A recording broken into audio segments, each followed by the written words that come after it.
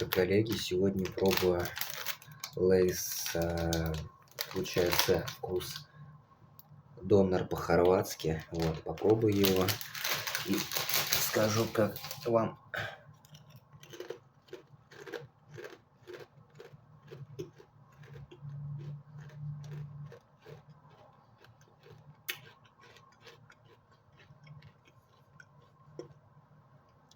Знаете, очень насыщенно, очень вкусно.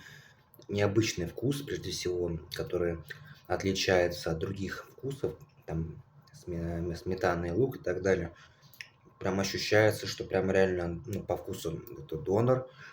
По-хорватски не скажу, что ощущается, но вот прям донор очень вкусный, как будто вот именно что-то похожее было с, так сказать, когда я пробовал вкус, как называется, типа с мясом, со стейком, что-то вроде подобного, но в принципе очень вкусно ощущается, так что я рекомендую.